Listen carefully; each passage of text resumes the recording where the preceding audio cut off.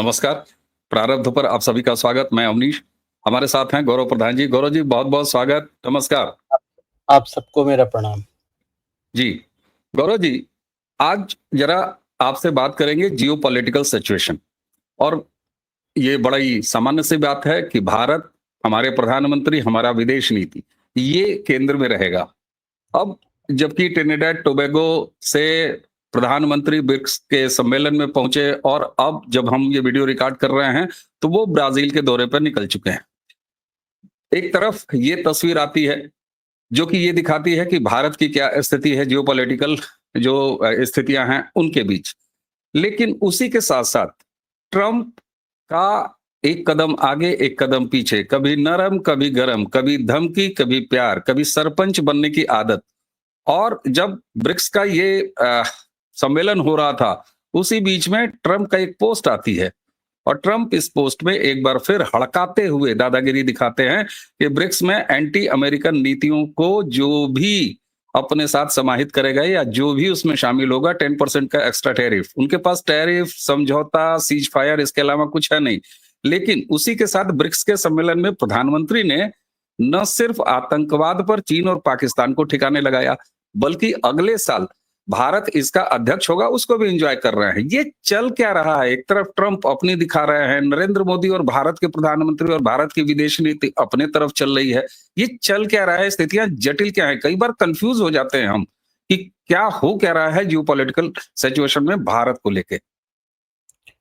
देखिए, सीधा-सीधा शब्दों में अगर बोला जाए तो नरेंद्र मोदी की जो पॉलिसी रही है, नरेंद्र मोदी सरकार की जो जियोपॉलिटिकल प्लेटफ़ॉर्म पे, वो एक सधे हुए साधक जैसी रही है। जहाँ किसी को धमकाना नहीं है, किसी को मारपीट नहीं करना है, किसी को ब्लैकमेल नहीं करना है और भारतीय इंटरेस्ट में जो भी काम हो सकता है, वो करा जाए। बिना किसी को छोटा-बड़ा मापदंड में नाप के या छोटा दिखा के चौधरी बनने की कोशिश नहीं है। जबकि ट्रम्प का अगर सीधा-सीधा बात बोली जाए तो बंदर के हाथ में उस तरह। इससे ज़्यादा कुछ नहीं है। अब सवाल ये है अवनीश भाई कि हम थोड़ा पीछे जाके देखना देखिए आपका पॉलिटिकल बायस किसी के साथ भी हो सकता है, कांग्रेस के तरफ या कुछ भी। उसमें मैं नहीं जाना चाहता क्योंकि भारत में विपक्ष नाम की चीज़ तो है नहीं। अ, और ट्रम्प मतलब भारत में विपक्ष नाम की चीज़ है नहीं और मोदी से नफ़रत पालते-पालते भारतीय विपक्ष भारत से नफ़रत करने लगा है। आज ट्रम्प जहाँ खड़े हैं या जनवरी में जहाँ ट्रम्प खड़े थे, जब इलेक्ट हुए थे आज से 7 महीने पहले, ये वही सिचुएशन थी जहाँ भारत 2014 में खड़ा हुआ था। ट्रम्प के ऊपर आज की डेट में ट्रम्प का मतलब मैं अमेरिका की बात कर रहा हूँ। अमेरिका के ऊपर आज की डेट में लगभग 39 बिलियन ट्रिलियन डॉलर का डेट है। और भारत 2014 में फ्रेजाइल 5 में था। अगर आपने सुना हो फ्रेजाइल 5 शब्द। और चुनाव से पहले भी नरेंद्र मोदी ने बोला था 2014 में कि हम जब चुन के आएंगे तो एक व्हाइट पेपर लेके आएंगे इकोनॉमिक पे। चुन के आए लेकिन पेपर नहीं आया।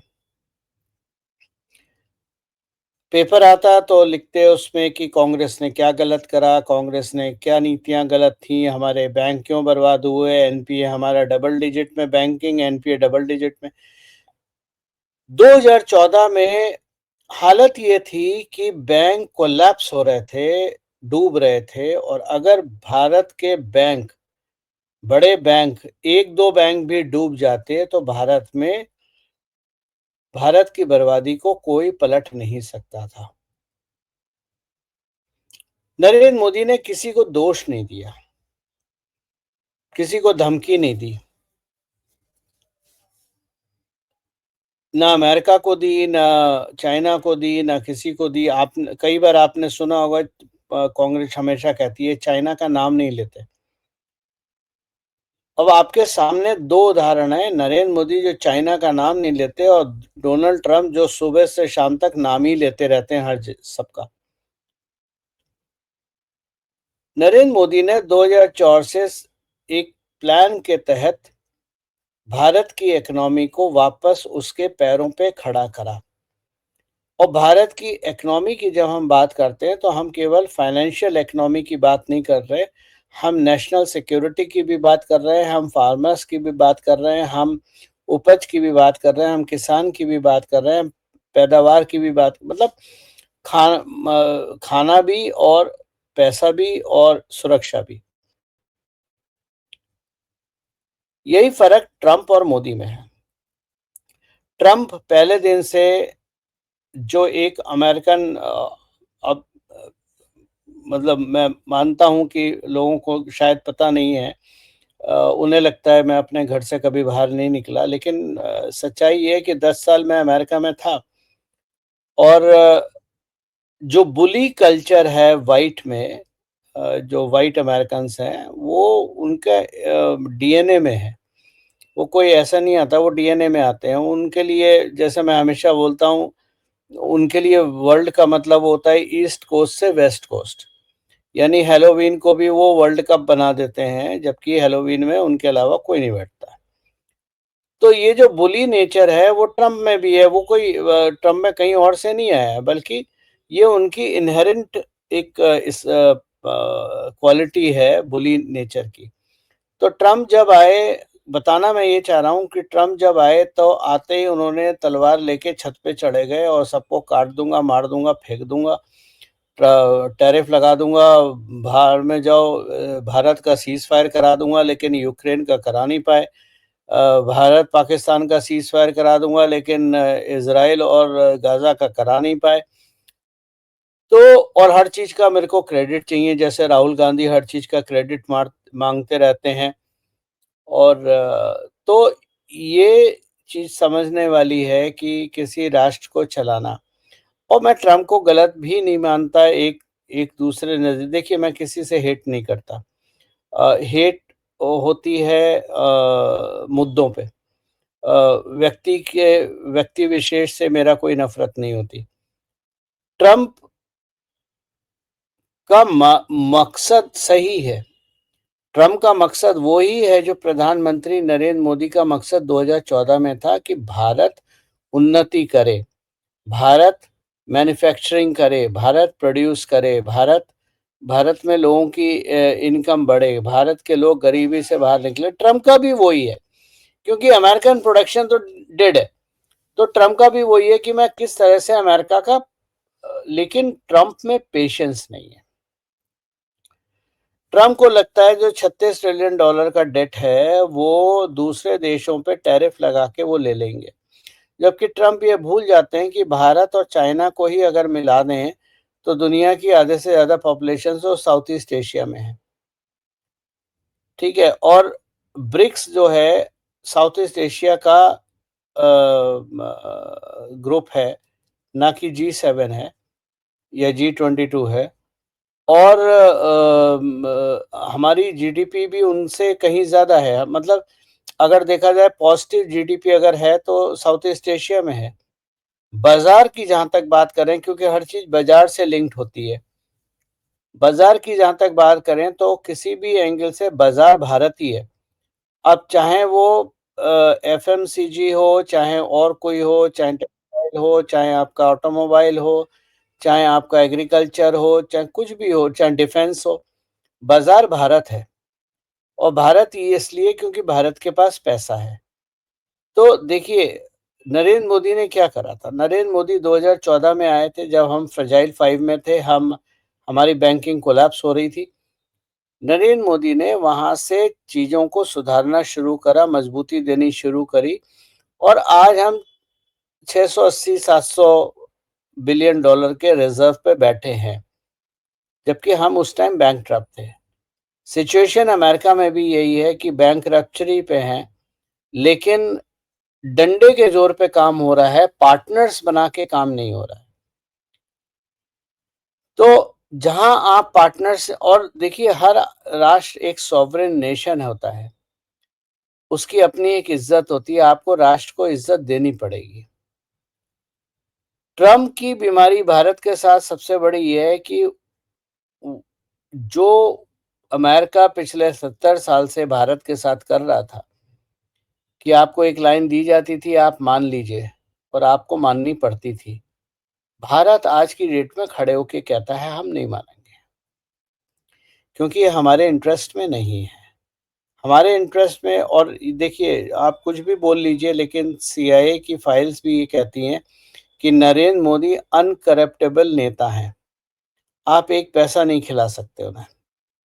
एक पैसा जब इस तरह का नेता होता है तो पावर बहुत ज़्यादा हो जाती है, और वही आज भारत की है। तो ट्रम्प को तो भारत से सीखना चाहिए कि जियोपॉलिटिक्स में, देखिए जियोपॉलिटिक्स में अगर एक आइलैंड भी है ना, तो उसकी भी एक इज्जत है, वो भी एक सॉवरेन नेशन है।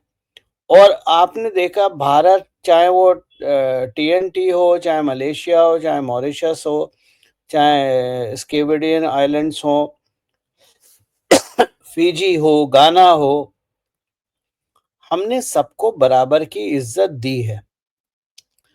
हमने ये कहीं बिहेव नहीं करा कि हम बहुत बड़े नेशन हैं, हम तुमसे ज़्यादा जानते हैं, हमारी ताकत तुमसे ज़्यादा है, हमारी बात मान लो, टैरिफ लगा दो, ये कर दो, वरना हम उखाड़ के बाहर फेंक देंगे। इस तरह की चीज़ें जब आप सॉवरेन नेशन के साथ डील करते हैं, और सॉवरेन नेशन नहीं, जब आप किसी भी व्यक्ति के साथ भी डील करते हैं, तो इस तरह की भाषा उचित नहीं होती है। तो ट्रम्प चाचा का प्रॉब्लम ये है कि बुली नेचर है, संभल पा नहीं रहे, अब चीज़ें हाथ से फिसलनी शुरू हो चुकी हैं। अवनीश भाई? जी, यहाँ पर गौरव जी ये तो दिखाई देता है ट्रम्प बड़ बोले हैं, ये साबित हो चुका है। अब इसमें कोई शक नहीं है, चाहे किसी भी देश में हो जहाँ वो कुछ कर सकते थे। मैं रशिया और यूक्रेन की बात कर रहा हूँ, वहाँ वो कुछ नहीं कर पाते। ईरान इजराइल के बीच में कूद जाते हैं, भारत पाकिस्तान के बीच में कूद जाते हैं। लेकिन अब हम ट्रम्प चचा पर ज्यादा बात ना करके, मैं तो अपने देश का देखूंगा कि भारत 2014 से प्रधानमंत्री जी के नेतृत्व में किस तरीके से इंडिपेंडेंट अपनी विदेश नीति, जहां हमारा फायदा है, हम रूस से तेल लेंगे तो लेंगे, हम ईरान से तेल लेंगे तो लेंगे, हम फलाने डील साइन करेंगे तो करेंगे। एक तरफ ब्रिक्स के लिए धमका रहे हैं ट्रम्प, तो मोदी वहीं पर उसको एक तरह से अगुवाई करते हुए दिखाई दे रहे हैं। क्या भारत अब एक खास विश्व के समूह देशों का नेतृत्व करने की स्थिति में आ चुका है और कर रहा है? स्थिति में आ नहीं चुका है, भारत अब नेतृत्व कर रहा है। हर छोटा राष्ट्र भारत को अपना लीडर मानता है, और ये वो गोल्डन एरा है जो भारत का सदियों से रहा था। अंग्रेजों ने बर्बाद करा, मुगलों ने बर्बाद करा, फिर उसके बाद काले अंग्रेज आ गए, उन्होंने बर्बाद करा। तो जब हम बात करते हैं कि भारत को आज़ादी 2014 में मिली, तो हम कोई पॉलिटिकल पार्टी को डिमीन करने की कोशिश नहीं कर रहे।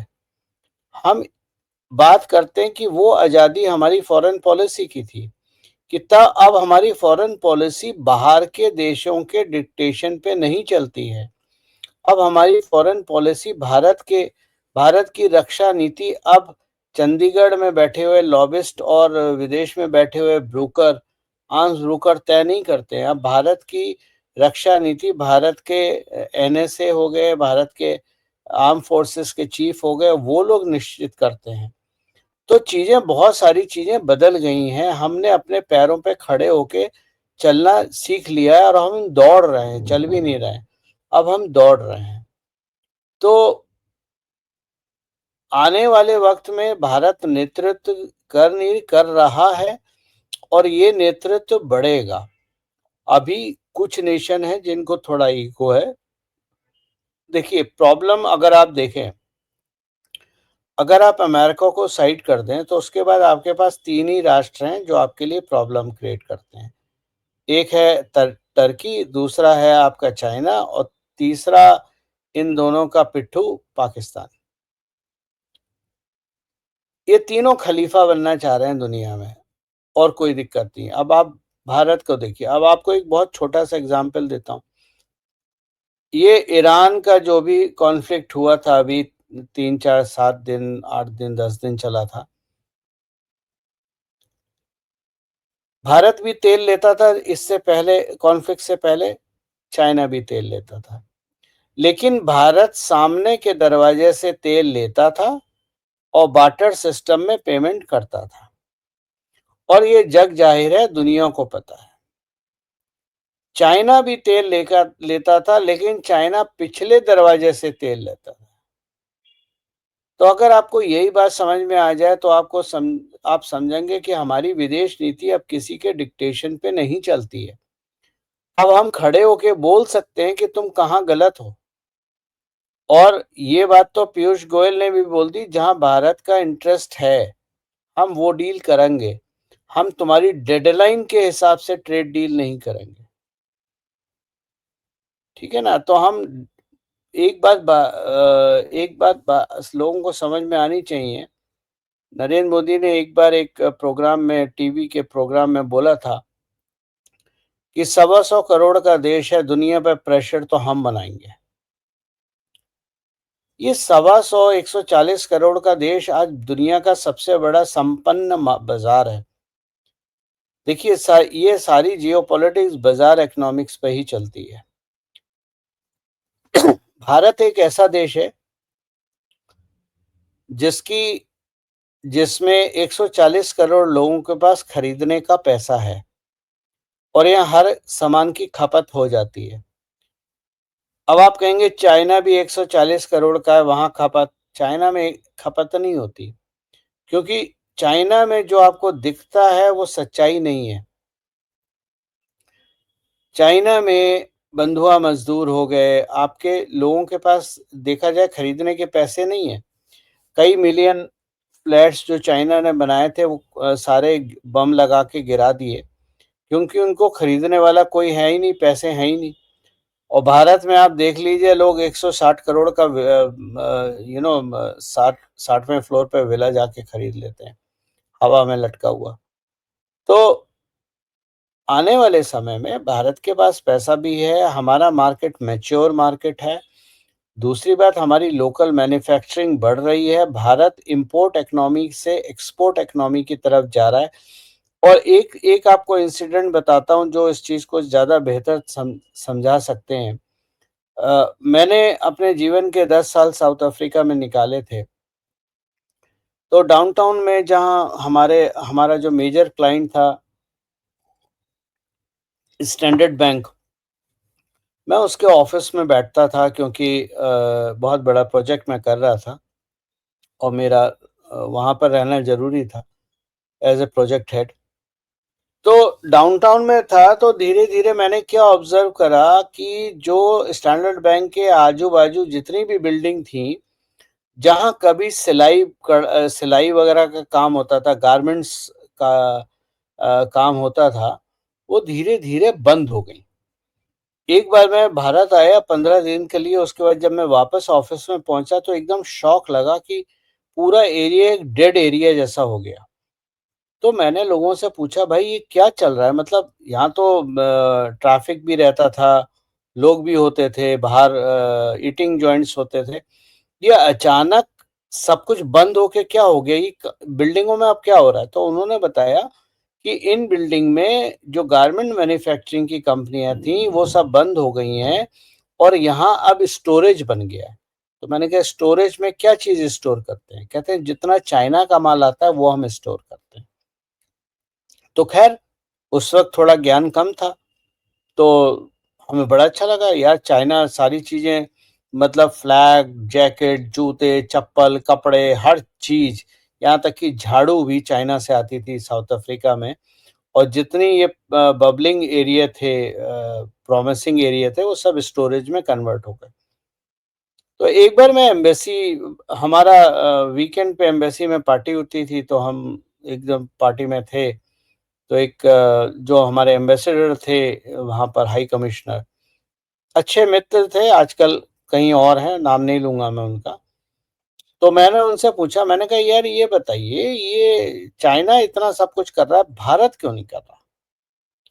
तो उन्होंने बड़ी अच्छी बात कही जो मुझे आज समझ में आती है। उन्होंने कहा देखिए चाइना जो है, वो लोकल मार्केट को ख़त्म करके अपना झंडा गाड़ता है। अपना माल बनाता है, अपने लोगों से माल बनवाता है, अपनी फैक्ट्रियों में चाइना में माल बनता है और यहाँ आके लो कॉस्ट पे बेचा जाता है, अंडर इनवॉइसिंग करते हैं।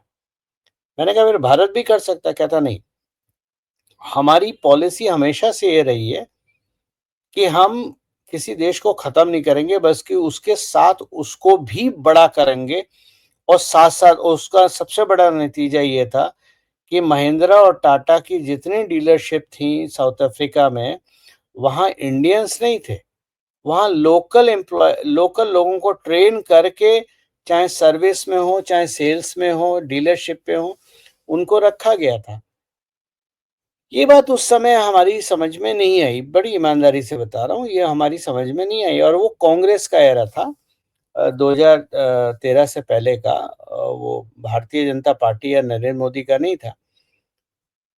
लेकिन आज वो चीज़ समझ में आ रही है कि इज़्ज़त कमाने के लिए जो भारत ने इज़्ज़त दुनिया में कमाई है, वो इसलिए नहीं कमाई है कि भारत ने चाइना की तरह लोगों को बर्बाद करा। भारत ने इज़्ज़त इसलिए कमाई है क्योंकि भारत लोकल एरिये को, लोकल कंट्री को, उस कंट्री को, उसके लोगों को भी डेवलप करता है अपने साथ और तब जॉइंटली मिल-बाँट के काम करते हैं। तो ये जो लीडरशिप क्वालिटी भारत की है, जो अब एम्प्लीफाई हो रही है, इसकी वजह से बहुत सारे देश और ख़ास तौर से जो अनटैप्ड देश हैं, जैसे जो अफ्रीकन यूनियन के हो गए, साउथ अमेरिका के हो गए, वो भारत के साथ अब खड़े हुए दिखाई देंगे।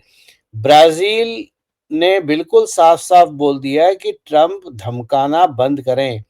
ये स्टेटमेंट पब्लिक स्टेटमेंट है कि ट्रंप अब धमकाना बंद करें, उनकी धमकी से दुनिया नहीं चलेगी और जितना ट्रंप धमकाएँगे, उतना ट्रंप के बुरे हाल होने वाले हैं। लेकिन विथ ऑल दिस, एक कैविएट मैं आज बोल दूँ आपको कि ट्रंप, जो मैंने पहले दिन बोला था कि ट्रंप भारत के लिए अच्छे हैं। हम्म, क्योंकि जितना ट्रंप छत पे चढ़ के तलवारबाजी से बोलेंगे, भारत पोडियम पोजीशन पे खिसकता चला जाएगा आगे की तरफ और दुनिया भारत के पीछे खड़ी हो जाएगी। क्योंकि अवनीश भाई, आप अगर बीमार हैं और मैं भले ही कुछ नहीं कर सकता हूँ, लेकिन मैं आपसे आके पूछूँगा अवनीश भाई क्या तबीयत कैसी है? आपको फ़ोन करके पूछूँगा। कुछ परेशानी है, कुछ हेल्प मदद चाहिए तो मुझे बताइए आप। मैं कोशिश करूँगा सारी मदद करने की। फ़र्क पड़ेगा, नहीं पड़ेगा? बिल्कुल और वहीं बिल्कुल। आप बीमार हैं और मैं आपको बोलूँ, अबे उल्लू के पट्टे, मेरी तू जानता नहीं मैं कौन हूँ, तू मेरे से दवाई नहीं लेगा तो तू ठीक नहीं होगा। तो भाई साहब, इसमें फ़र्क है या नहीं है? बिल्कुल तो यही चीज़, यही यही बात ट्रंप और मोदी को डिफरेंशिएट करती है। भारत के लिए जो सबसे अच्छा हुआ है, मैं कोई चमचा या भक्त या किसी तरह से नहीं, मेरी इंडिपेंडेंट सोच है। मोदी का आना भारत के लिए ज़रूरी नहीं था, बल्कि एक तरह से महादेव का आशीर्वाद है कि नरेंद्र मोदी जैसा व्यक्ति भारत का नेतृत्व कर रहे हैं। बिल्कुल। और ये बात समझ में भी आती है। लेकिन उसी के साथ ये इस सृष्टि का सच भी है कि जब कोई मजबूत होता है, जब कोई आगे बढ़ता है, जब कोई तरक्की करता है, डोमिनेटिंग पोजीशन में पहुँचता है, तो उसके हज़ार दुश्मन भी तैयार होते हैं। हालाँकि आपने संभावित जो नेगेटिव हमारे लिए रखते हैं, आपने चाइना, टर्की, पाकिस्तान, इन 3 का तो नाम लिया ही। लेकिन भारत उत्तरोत्तर जिस तरीके से प्रगति कर रहा है, क्या आप देखते हैं जैसे अमेरिका के साथ ही खट्टे-मीठे, मैं ये नहीं कहता कि तमाम और दुश्मन तैयार होंगे, लेकिन कुछ लोगों में एक नकारात्मकता तो आएगी, जलन तो बढ़ेगी। आप भारत के लिए चैलेंजेस क्या देखते हैं, उसकी खास तौर से जियोपॉलिटिकल सिचुएशंस में? देखिए, पहली चीज़ तो ये समझने वाली है कि जियोपॉलिटिक्स कोई इवेंट नहीं है कि आज आपने ऐसा कर दिया, कल पलटेगा नहीं, कल दूसरा हो सकता है। मान लीजिए नरेंद्र मोदी जैसा व्यक्ति कल अमेरिका में आ जाए। ठीक है, तो आपके चैलेंजेस बढ़ गए। नरेंद्र मोदी जैसा व्यक्ति मान लीजिए चाइना में आ जाए, तो आपके चैलेंजेस बढ़ जाएंगे। तो जियो पॉलिटिक्स में कोई भी चीज स्टैटिक नहीं है, डायनेमिक है, और ये कंटिन्यूस जर्नी है। ये कोई ये नहीं है कि आज आपने कर दिया तो अब बस नरेंद्र मोदी जी करके चले गए, अब आगे कभी कोई प्रॉब्लम नहीं होगी ना, ऐसा नहीं है। भारत के लिए सबसे बड़ा चैलेंज विदेश नहीं है, भारत के लिए सबसे बड़ा चैलेंज पाकिस्तान नहीं है, भारत के लिए सबसे बड़ा चैलेंज भारत का विपक्ष है। जो विपक्ष कभी मौका नहीं छोड़ता भारत को नीचा दिखाने में, नरेंद्र मोदी की जलन में, भारत को नीचा दिखाने में, आज भारत जल जाए उन्हें खुशी होगी, पर सत्ता आनी चाहिए। आप आज का एग्जाम्पल देख लीजिए ना, राफेल का। भाई अगर राफेल गिरा तो या तो भारत की तरफ गिरा होगा या पाकिस्तान की तरफ गिरा होगा, चाइना में तो नहीं गिरा होगा, समंदर में नहीं गिरा होगा। अगर पाकिस्तान में गिरता तो अब तक यूट्यूब वीडियो बना के तो पाकिस्तान ने पूरा प्रोपागेंडा कर दिया होता। और अगर भारत में गिरा होता तो जो कांग्रेसी यूट्यूबर्स हैं, मतलब कांग्रेसी यूट्यूबर्स का मतलब कांग्रेस से अटैच नहीं, पर वो मानसिकता वाले, वो आज बता चुके होते राफेल कितना फेल हो चुका। वो पहुंच गए इन्वेस्टिगेटिव एजेंसी से पहले और डिफेंस एयरफोर्स से पहले, वो पहुंच जाते अपने कैमरे लेके। लेकिन मेरे को एक राफेल ने जो उड़ते उड़ते पॉटी करी होगी वो भी दिखा दो कहीं। भाई कबूतर भी उड़ते उड़ते पॉटी करता है तो उसकी भी चिन्हित हो जाता है ना कहां पर गिरी वो। यहां तो आप राफेल की बात कर रहे हो तो गिरा हुआ दिखा दो कहीं। और अब ये बात साबित हो रही है, जो फ्रेंच इंटेलिजेंस ने बोला है कि चाइना का प्रोपेगेंडा था, ताकि वो राफेल को नीचे करके अपने हवाई जहाज बेच सके, अपने डिफेंस इक्विपमेंट बेच सके। अब चाइना का प्रोपेगेंडा जब था, और ये बात साबित हो रही है, फ्रेंच इंटेलिजेंस एजेंसी हमारे बाप की नहीं है जो हम चलाते हैं, ठीक है, जो हमारी बात तो बोले चलो रॉ बोल देगी, आईबी बोल देगी, लेकिन फ्रेंच इंटेलिजेंस तो नहीं बोलेगी। भारत में कौन कर रहा था ये? राहुल गांधी कर रहे थे ना, और राहुल गांधी के साथ उनके सारे टीवी पे बैठे हुए प्रवक्ता कर रहे थे, भाई हवाई जहाज गिरा, मान लो हवाई जहाज गिरा। अरे गिरा तो कहां गिरा? तो भारत का दुश्मन कौन है? क्या पाकिस्तानियों ने बोला, किसी पाकिस्तानी ने बोला? अब दो कौड़ी का देश है वो देश भी नहीं है, उसको तो मैं इलीगल भारत की भूमि को इलीगली ऑक्युपाइड जिहादी, उन्होंने जो इलीगली ऑक्युपाइड करा उसको बोलता हूं मैं। पाकिस्तान जैसे देश में लोगों ने नहीं बोला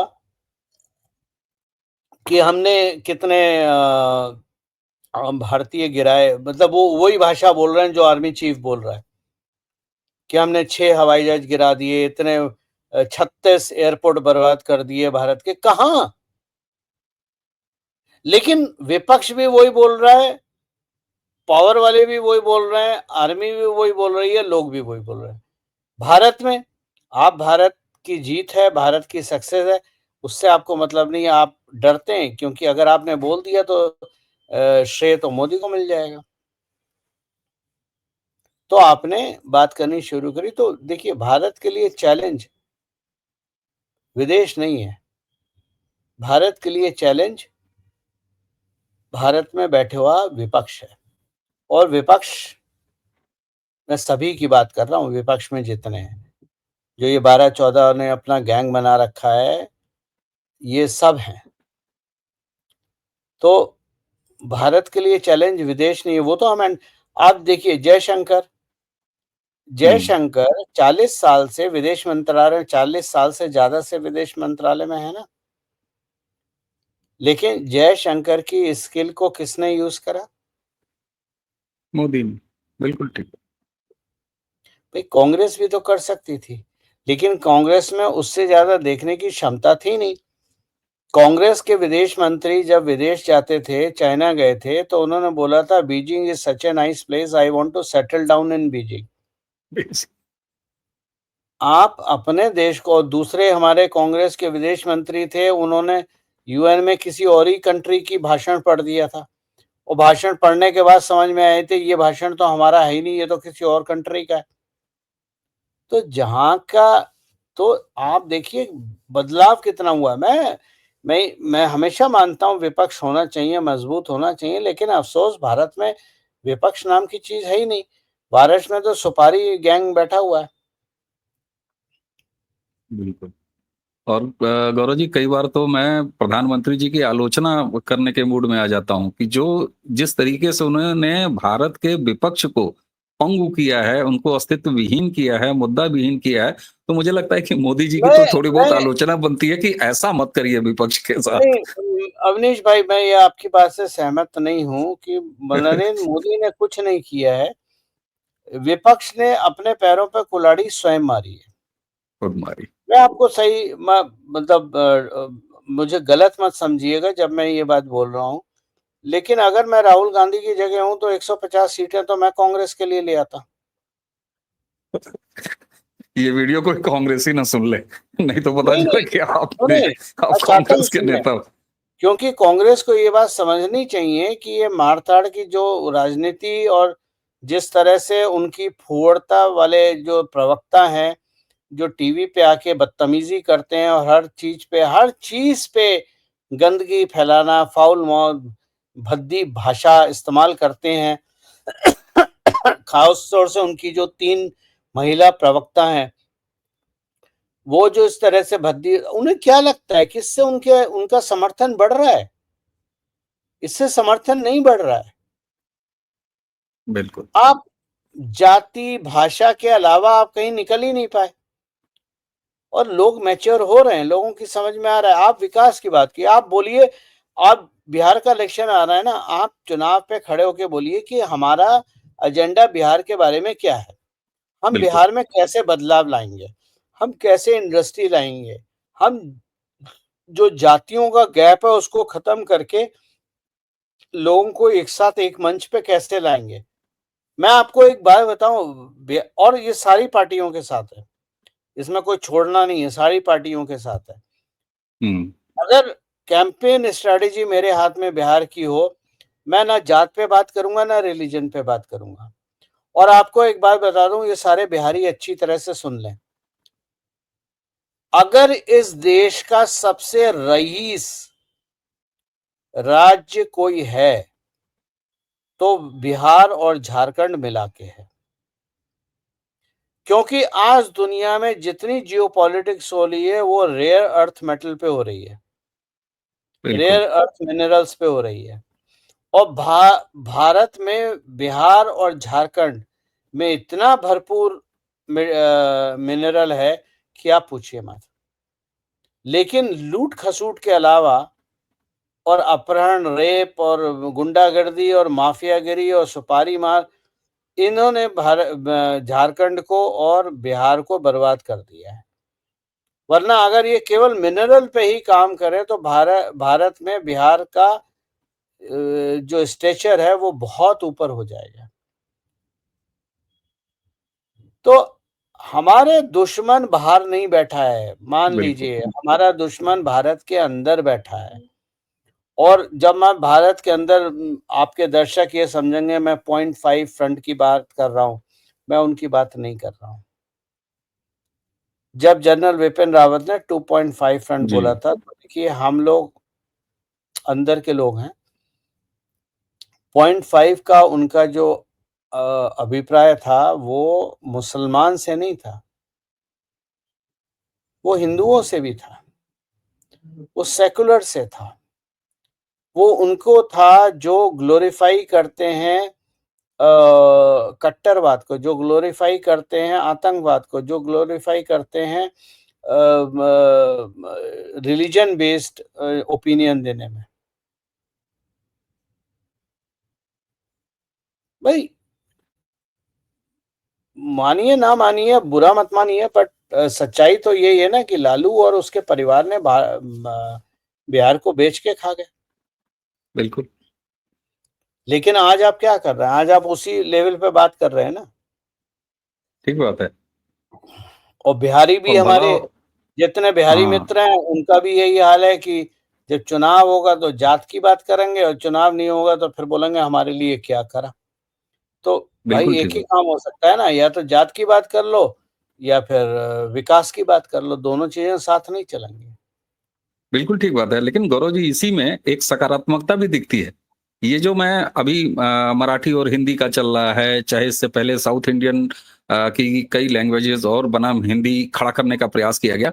तो एक तरफ भारतीय जनता पार्टी योगी आदित्य जी का नारा आप याद करिए, बँटोगे तो कटोगे। दूसरा प्रधानमंत्री ने कहा एक रहोगे तो सेफ रहोगे।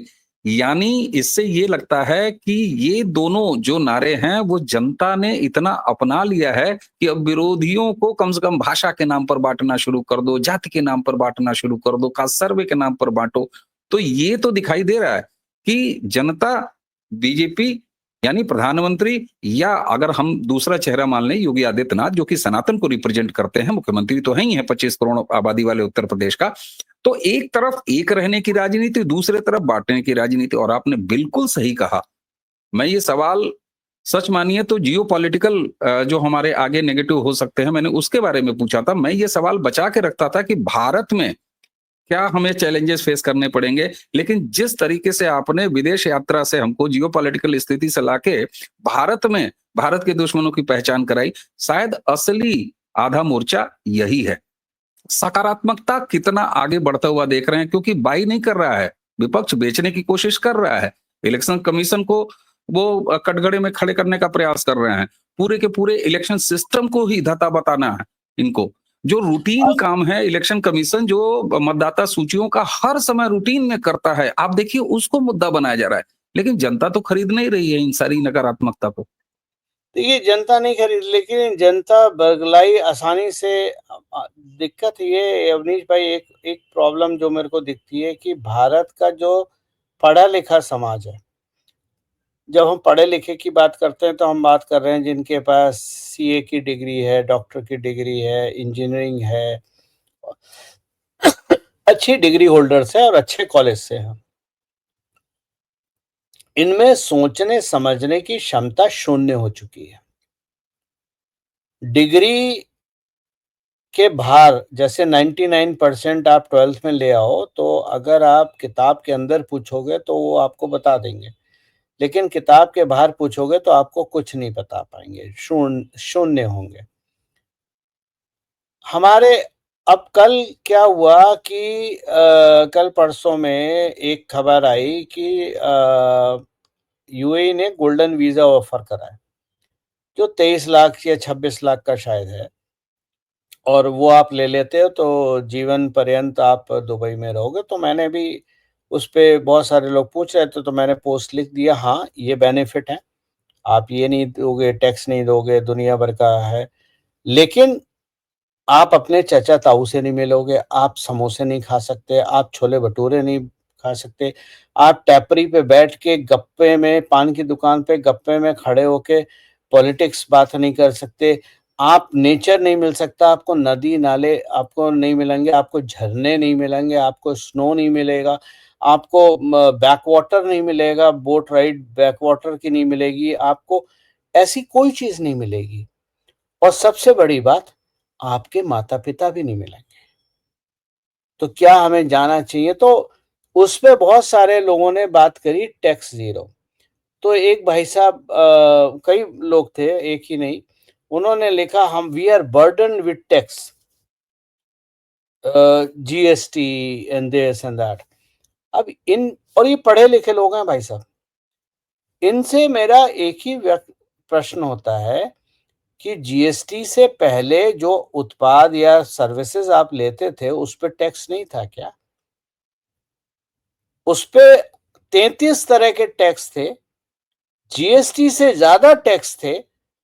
फर्क ये था कि जीएसटी आपको बता के लिया जाता है कि आप इतना परसेंट जीएसटी दे रहे हैं, और पहले आपको बता के नहीं लिया जाता था कि कितना निचोड़ लिया आपसे, और उसमें लिखा था cost MRP inclusive of all taxes.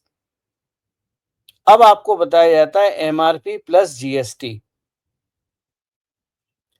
तो लोगों की, और चलिए कोई अनपढ़ इंसान ना समझे, मैं समझ सकता हूँ, उसको समझा भी सकता हूँ, लेकिन जो पढ़े लिखे मूर्ख हैं उनका आप क्या करेंगे?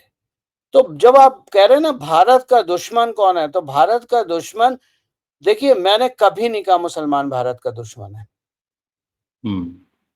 अगर 85% 90% आपके होने के बाद आप 25% को बोल रहे हो कि वो आपका दुश्मन है, तो कमी आप में है साहब।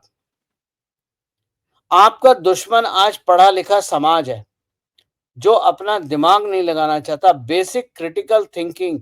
और मैं ये नहीं कह रहा आप नरेंद्र मोदी की तरह सोचो या गौरव प्रधान की तरह सोचो, आप एक नॉर्मल इंसान की तरह सोचो यार। मैं भी जब कुछ लिखता हूं ना, तो कोई अपना डिग्रियां लाद के नहीं लिखता हूं, मैं सड़क पे खड़ा होकर सोचता हूं कि इसका समाज में क्या फर्क पड़ेगा, वहां से लिखना शुरू करता हूं मैं। और ये जीएसटी वाली मामूली, क्या पहले टैक्स नहीं थे? और 4 पैसे टैक्स बचाने के लिए आज 12 लाख की इनकम है, 90% मिडिल क्लास 12 लाख के अंदर आता है। बिल्कुल। आप मिडिल क्लास टैक्स नहीं पे कर रहा है यार। आप 2,000 रुपए कोई बुक कीपर या चार्टर्ड अकाउंटेंट को दो अपने आईटीआर फाइल करने में, 12 लाख तो आप छोड़ दिए, 16-17 लाख भी जीरो टैक्स में निकाल देगा वो। लेकिन प्रॉब्लम है, सरकार को हम क्यों दें? सरकार को हम देंगे नहीं, लेकिन रोड हमें कारपेट चाहिए। सरकार को हम देंगे, लेकिन एयरपोर्ट हमें ऐसा चाहिए जहां टॉयलेट 5 स्टार जैसी हो। भाई साहब, यही देश में मैं जब विदेश से आता था इंदिरा गांधी इंटरनेशनल एयरपोर्ट पे, तो कन्वेयर बेल्ट पे जब सामान लेते थे ना, तो अवनीश भाई आप वहां खड़े नहीं हो सकते थे। पता है क्यों? टॉयलेट की स्मेल आती थी। और मैं आपको बता रहा हूं हम क्या करते, मैं एयरपोर्ट से उतरता था, फ्लाइट से उतरा, कन्वेयर बेल्ट पे आया, अब अभी मैं बाहर नहीं निकला हूं, आराम से सिगरेट निकाली, जलाई और फूंकनी शुरू कर दी। आज वो एयरपोर्ट, वहां एयर कंडीशनिंग भी, और एयर कंडीशनिंग नहीं होती थी, एयर कंडीशनिंग भी है, टॉयलेट की स्मेल नहीं आती है, दरवाजे टॉयलेट के टूटे हुए नहीं है सब, लेकिन हमसे टैक्स क्यों लिया जा रहा है? आप आराम से मई 6, 7, 8, 9 आप आराम से घर में सो रहे थे, लेकिन आपकी रक्षा एयर डिफेंस सिस्टम कर रहे थे, आपकी रक्षा फौज कर रही थी। आप तो घर में 10 बजे सब कुछ बंद करा और आराम से बीबी के कंधे पे हाथ रख के सो गए ना, और सुबह उठ के आपने ज्ञान पेलना शुरू कर दिया टैक्स पे। तो ये मिलियन डॉलर्स की जो मिसाइल्स वगैरह है, वो कहाँ से आती हैं भाई? कहाँ से? आप 6, 7, 8 को पाकिस्तान में तो बवाल हुआ था ना, लोग सो नहीं पा रहे थे, आप तो आराम से सोए थे ना, आपके यहाँ तो चिड़िया भी नहीं गिरी थी कहीं। जम्मू के लोग जब ड्रोन अटैक हो रहा था, तो ऐसे देख रहे थे जैसे आतिशबाजी हो रही है, छत पे खड़े होके खिलखिलाते और हंसते हुए। डर नहीं था, क्योंकि आपको विश्वास था बिल्कुल। भारतीय फौजें आप उसको आपके पास नहीं आने देंगी। तो भाई साहब, खर्चा हुआ ना, टैक्स का पैसा ही था ना। बिल्कुल। बिल्कुल। मैं आपको बता रहा हूँ, दिल्ली से बरेली, जब मैं पढ़ता था, दिल्ली से बरेली, बरेली मेरा घर था, दिल्ली में मेरा कॉलेज था। मैं लॉन्ग वीकेंड पे या छुट्टी वाले समय घर जाता था। अवनीश भाई 13 घंटे 14 घंटे लगते थे। कितना किलोमीटर है बरेली से दिल्ली? 280 समझ लो। मैं आपको बता रहा हूँ, मैं लखनऊ इंजीनियरिंग कर रहा था, मैं गोरखपुर मेरा घर था, आज भी है। 272 किलोमीटर, और 13 घंटे हमें लगते थे। हमारे आपका एक ही डिस्टेंस है, 13-14 ठीक है। घंटे लगते थे। तेरह आज चौदह साढ़े जी। 3 घंटे में पहुंचता हूं मैं। अगर मैं 4 बार चाय के लिए ना रुकूं, जो मेरी आदत है कि मैं हर 60-70 किलोमीटर पर गाड़ी रोक के चाय जरूर पीता हूं, अगर मैं वो सब ना पीऊं, नॉन स्टॉप जाऊं नॉर्मल स्पीड पे, मतलब 80-90, 100 पे भी, लिमिट 100 की है, लेकिन 80-90 पे भी अगर मैं जाऊं, तो भाई साहब मैं 3.5 घंटे में डोर टू डोर गाड़ी लगा देता हूँ। मैं थोड़ा बड़ा स्पीड गाड़ी चलाता हूँ, मुझे 4 घंटे लग जाते हैं, और अब तो मेरे पास भी 3.5 घंटे का ऑप्शन हो गया है। पूर्वांचल एक्सप्रेसवे लिंक जो बन गया है, मैं 70 वाला हूँ। मैं 70, 75, 70, 75, 80 में जाता हूँ तो खुद को गाली देके जल्दी से 5 किलोमीटर की कमी करता हूँ। तो आप देखिए कहाँ 14 घंटा, कहाँ 3.5 घंटे का ऑप्शन है, आज हम तो 4 घंटे में चले आते हैं। ये चीज़ें, और यहीं गौरव जी आपको नहीं लगता कि सरकार ये करे, सरकार वो करे? अरे ठीक है, अमेरिका को मोदी सँभाल लेंगे, सरकारें सँभाल लेंगी, पूरे विश्व को सँभाल लेंगी, लेकिन नागरिक बोध भी तो होना चाहिए, और यहीं पर नागरिक वही धर्म भी नहीं, आता है। नागरिक, अब पता है परेशानी मुझे किस बात से होती है? ये जो सोशल मीडिया पे तबलची बैठे हुए हैं, मैं तबलची बोलता हूँ सबको। तबला बजाते हैं, लोग देखते हैं, थोड़ा नाचते हैं, व्यूअरशिप बढ़ जाती है। जो तबलची बैठे हुए हैं, ये बोलते हैं शत्रु बोध पढ़ाना चाहिए। अरे शत्रु बोध से पहले तो अपना बोध समझ लो। तुम्हारे अपनी ज़िम्मेदारी देश के प्रति क्या है? इंडिया गेट पे हमें याद है जब हम कॉलेज में थे या हमारी नई-नई शादी भी हुई थी, तो हम इंडिया गेट पे पूड़ी-सब्जी लेके जाते थे, आराम से बैठते थे लॉन में, इंडिया गेट घूमते थे, पिकनिक मनाते थे, रात को 12-1 बजे आते थे। कभी मूड करा तो मोटरसाइकिल उठा के इंडिया गेट पे रात को 11 बजे आइसक्रीम खाने चले जाते थे। अभी रिसेंटली पता है कल का जजमेंट क्या, एडमिनिस्ट्रेशन ने क्या पास करा है? इंडिया गेट पे अब आप कुछ भी लेके नहीं जा सकते खाना-पीना। पता है क्यों करा है? इसलिए नहीं करा है कि उन्हें आपके खाने से दिक्कत है। इसलिए है कि इंडिया गेट को गार्बेज बना देते हैं आप वीकेंड पे। आपने डस्टबिन पहाड़ों लगी है का क्या लेकिन किया है? आप कहीं पहाड़ पे चले जाइए। बीचेस का हाल आप देख लीजिए, बीचेस का मैं आपने हाल क्या मैं किया? आपको तो बता रहा नागरिक हूँ, बोध तो होना। आपने जो मूल प्रश्न पूछा था कि भारत का जी, दुश्मन कौन है? तो भारत का दुश्मन हम भारतीय हैं। आप गोवा जाइए, हर गोवन दारू पीता है, लगभग सारे ही पीते हैं, किसी न किसी रूप में। अगर वो इंग्लिश नहीं पी रहे हैं, तो वो फेनी पी रहे हैं जो काजू से बनती है, लेकिन वो पीते सब हैं।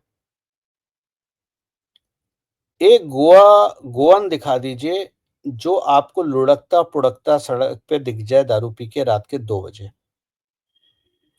मैं देखिए मेरी बात का बुरा मत मानिएगा, मैं एक बहुत गंभीर बात बोलने जा रहा हूँ और मेरा निवेदन है आपके दर्शकों से इसको सुनिए, इसको समझिए।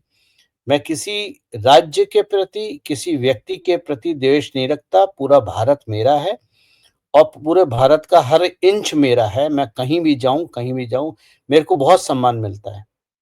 लेकिन गोवा में आज की डेट में बिना बोले एक रूल फॉलो होना शुरू हो गया है और मैंने ऑब्जर्व करा है। पंजाब, दिल्ली, नोएडा, गाजियाबाद और हरियाणा के लोगों को अपार्टमेंट नहीं देने हैं।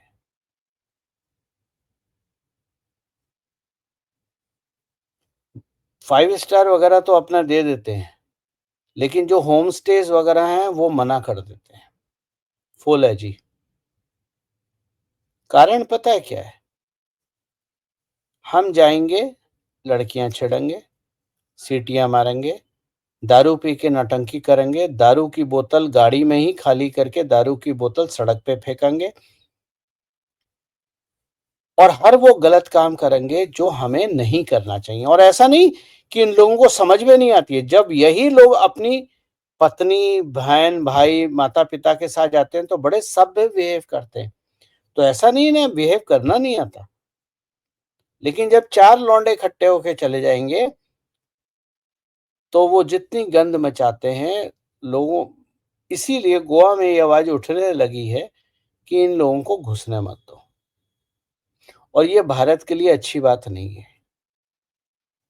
बिल्कुल नहीं। पहाड़ों में, पहाड़ों में हिमाचल के सुदूर जो रिमोट ऐसे टूरिज्म के प्लेसेस हैं, उत्तराखंड से ऐसी बातें तमाम वीडियोस टहल रही हैं, और यहीं कहीं नागरिक बोध हमारा आगे आता है, उसके बाद ही शत्रु बोध होता है। पहले हम तो अपने को बोध तो कर लें। आपने बिल्कुल बहुत बड़ी बात कही। जो आपका मूल प्रश्न था, मूल प्रश्न का उत्तर ठीक ये बात। है कि भारत का सबसे बड़ा दुश्मन भारत के लोगों का नागरिक बोध होना ना है। ना हो। बिल्कुल, बिल्कुल ठीक बात। शत्रु बोध तो आप बाद में पढ़ लीजिएगा। सबसे पहले तो नागरिक बोध, हमारे एज़ ए नागरिक हमारी क्या ज़िम्मेदारी है, क्या होना चाहिए। उसके बाद ये मराठी और तमिल और इन सब चीज़ों से हम लड़ लेंगे। वो कोई नहीं, इश्यू नहीं है। वो पॉलिटिकल नहीं इश्यू है, सीज़नल इश्यू है। ठीक है? सर वो तो जिनकी राजनीतिक ज़मीन खिसक चुकी है, उनको इसी तरह के मुद्दे चाहिए खड़ा करने के लिए, ताकि उनकी बुनियादी ज़मीन बचे। बिल्कुल ठीक बात तो है। और बहुसंस्कृतियों का देश है। घर में किचन में अगर 10 तरह के बर्तन होते हैं तो खट-खुट की आवाज़ तो आती ही है और ऐसे ही हिल-मिल के रहते हैं। लेकिन शायद यही वजह है कि नागरिक बोध कराने का सिलसिला 2014 से प्रधानमंत्री ने वो स्वच्छता अभियान ऐसे ही नहीं था, हर घर शौचालय ऐसे ही नहीं था। ये एक नागरिक बोध और प्रधानमंत्री का हमेशा रहा है। यही मैं कहता हूँ कि जब दुबई वाला आया और लोगों ने बोला कि वहाँ ज़ीरो टैक्स है और बहुत अच्छी बात है, मैं क्षमा चाहता हूँ इस बात को कहने के लिए, लेकिन हमारा जो संपन्न समाज है, संपन्न का मतलब जिसके पास पैसा है, हमारा पैसा जो संपन्न समाज है, उसको नागरिक बोध है ही नहीं। क्योंकि आप टैक्स बचाने के लिए मुगलों की गुलामी करने पहुँच गए, क्योंकि वहाँ तो आप बोल नहीं सकते। वहाँ आप बोलेंगे ना, तो आपके क्या-क्या काट के डाल दिया जाएगा, आपको खुद नहीं पता। लेकिन शरीफ हो जाते हैं सारे टैक्स जाके। 0% टैक्स 0% हो जाए। हमें टैक्स 0 चाहिए, लेकिन हमें देश को प्रगति भी चाहिए। अब मोदी हो, कोई भी हो यार, मतलब कोई भी प्रधानमंत्री हो, उसके घर में तो पेड़ नहीं लगाए ना। पैसा तो टैक्स से ही आएगा, तभी तो बनेगा देश। तो आप अगर मैं सही बताऊँ, मुझे किसी व्यक्ति से मैं बहुत अपोलोजेटिक हो गया हूँ आजकल। लेकिन माफ़ी चाहता हूँ ये बात कहने के लिए कि अगर आप दुबई जाना चाहते हैं इसलिए कि आपका, या मिडल ईस्ट के देश इसलिए कि आपका टैक्स 0% हो, तो मेरे ख़्याल से आपको अपने आप को भारतीय कहने का कोई हक नहीं है। क्योंकि आप उन लोगों में से हो, मैं H word, MC word, BC word use करना चाहता हूँ यहाँ पर, लेकिन नहीं कर सकता क्योंकि पब्लिक में हूँ। आप उन जैसे एमसी हो, जो अपनी माँ के बुढ़ापे पे, या माँ अगर कमज़ोर है ना, तो आप अपने पड़ोसी को माँ बना लो। आपको पड़ोसी लॉलीपॉप अगर दे दे ना, तो आप पड़ोसी को अपना बाप बना लो। आप एक बाप की औलाद हो ही नहीं, आप मल्टीपल बाप की औलाद हो, और आपके बाप इसलिए चेंज होते हैं कि कहाँ पर कौन-सी लॉलीपॉप आपको कौन-सा बाप दे रहा है। तो क्षमा कीजिएगा, हो सकता है आप बहुत रईस हों, मेरी इतनी हैसियत नहीं है आपको कुछ बोलने की, लेकिन कट जाऊँगा मैं। मेरे पास कुछ भी ना बचे, लेकिन भारत छोड़ के नहीं जाऊँगा। बहुत बड़ी बात। 4 पैसे टैक्स के बचाने के लिए मैं भारत नहीं छोड़ूँगा। बिल्कुल, मैं बिल्कुल ईमानदारी और से अपना मैं ईमानदारी से हाँ, टैक्स देता हूँ, मैं ईमानदारी से अपना जीएसटी देता हूँ। मैंने अपने सीए को क्लियर इंस्ट्रक्शन दिए हुए हैं कि दाएँ-बाएँ कन्नी काटने में विश्वास मत रखना। मेरे को रात को सोना ज़रूर है। 2 रोटी चाहिए यार, इससे ज़्यादा ठीक क्या बात है। चाहिए? बिल्कुल ठीक बात है। और एक चीज़ और भी उन लोगों को सोचना चाहिए कि हम बात-बात पर कहते हैं कि हमें इज़राइल जैसा हो जाना चाहिए, हमें इज़राइल जैसा हो जाना चाहिए, तो वैसा नागरिक बोध भी होना चाहिए अपने देश, अपनी मिट्टी, अपनी तहज़ीब, अपनी संस्कृति। गौरव जी, आपसे जब बातचीत का सिलसिला शुरू होता है तो आप सोचिए हमने जियोपॉलिटिकल सिचुएशंस से शुरू किया और यात्रा कहाँ आई। निश्चित तौर पर ये क्रम रोकना नहीं बनता है मेरे लिए, लेकिन समय की बाध्यता है। बहुत जल्द हमें उम्मीद है कि हम फिर एक बातचीत और करेंगे और दर्शकों, जो कुछ भी इस पिछले 50-53 मिनट में निकला है, मुझे लगता है कि ये सिर्फ ये नहीं कि सरकारों ने क्या काम कर दिया, सरकार ने क्या तीर मार दिया, बिल्कुल नहीं। अंत आप सोचिए, हमने समाधान के रूप में क्या बात किया है और प्रारब्ध के मंच पर हम यही प्रयास करते हैं कि हमें नागरिक बोध सबसे पहला होना चाहिए। नागरिक बोध हो जाएगा तो हम शत्रु और मित्र बोध दोनों पालेंगे। गौरव जी, आपने हमें समय दिया, आपका बहुत बहुत धन्यवाद और दर्शकों के सामने थोड़ा सा आपके साथ कई बार बातचीत का सिलसिला बना, लेकिन कई बार आपकी व्यस्तता के चलते, कई बार कुछ संजोग था मेरे तरफ से, इस वजह से नहीं हो पाया। दर्शकों, आपकी बहुत सारी शिकायतें थी, तो लीजिए आज ये शिकायत हमने दूर कर दिया है, थोड़ा-सा विलंब ज़रूर हुआ, लेकिन आप ही के सामने गौरव जी से ऑन स्क्रीन वादा ले रहा हूँ कि अब इतना ज़्यादा विलंब कभी नहीं होगा। गौरव जी, एक बार फिर आपको बहुत-बहुत धन्यवाद। दर्शकों, इसी के साथ हमें और गौरव प्रधान जी दोनों को आज्ञा दीजिए। नमस्कार। जय जय श्री राम। जय जय श्री राम।